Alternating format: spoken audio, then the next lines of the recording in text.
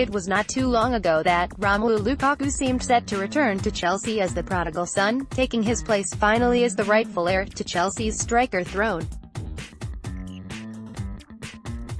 He wasn't going to come cheap, but the Blues had to replace Diego Costa, and the former youth prospect and later lone warrior seemed like a natural choice. But the cycle was not completed. Manchester United saw an opportunity and gazumped Chelsea, ditching Álvaro Morata's half-completed transfer in the process. Morata ended up at Chelsea not much later, forever linking the two, then 24-year-old strikers, in narrative. And while the former Real Madrid and Juventus man started the better of the two, it's safe to say that Lukaku, 27 goals, 9 assists in all competitions, won the first round with Morata, 15 goals, 6 assists, yet to truly impress on English soil. On Saturday, as fate would have it, Chelsea and Manchester United will face each other at Wembley in the 2018 FA Cup final. There are plenty of connections and narratives between the two teams these days, but Lukaku, provided he's fit, could be one of the biggest difference-makers. Often criticized for not showing up in big games, Lukaku put the Blues to the sword last time we faced him, scoring one and assisting the other in United's 2-1 victory at Old Trafford. And that was not the first time Lukaku showed Chelsea what we've been missing out on. He eliminated Chelsea a couple years prior from the FA Cup itself while still with Everton, scoring a brace in the Toffees' 2-0 win. Chelsea have kept the world-class striker quiet in the other 7 meetings, and now Cahill.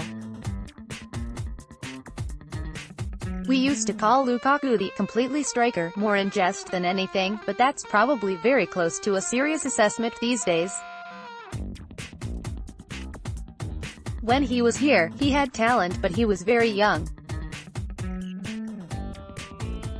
He's developed into a world-class striker, so credit to him.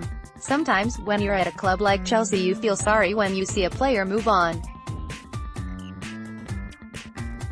Naturally, some progress and some don't, but you don't hear about the ones that don't. We all know it's hard to have time to come in as a young player. Maybe the club and the supporters give you 7, 8, 9 games where you're rusty and not performing. It's difficult to do that. They've then gone on and developed elsewhere, and he's gone on to be a top player. I've played and trained against him loads of times, and it'll be difficult on Saturday. There is a chance that Lukaku may not be fit, or may be only fit for the bench. United are keeping his fitness a closely guarded secret, though they've had their issues with scoring, in general, even with Big Rom playing. Even Jose Mourinho recognizes this issue. United of course have plenty of other threats as well. Paul Pogba is flourishing in a 3-man midfield, and Alexis Sanchez, who scored against us in last year's FA Cup final to give Arsene Wenger the last trophy of his Arsenal career, is finally finding his feet in Manchester as well. Lukaku's absence would probably make Chelsea's job easier, but not by much, especially considering our current run of form. Everyone can see Lukaku's attributes: pace, power, strength, and he can finish.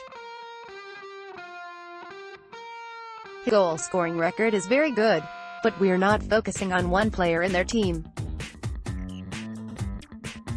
We're respectful of the fact that they have numerous players who can turn a game on its head, as do we. Gary Cahill, source, Evening Standard. As it is often the case with Mourinho's teams, individual quality, passion, and commitment will make a big difference in determining the winner. Whichever set of players actually show up will likely be the ones lifting the trophy in the end.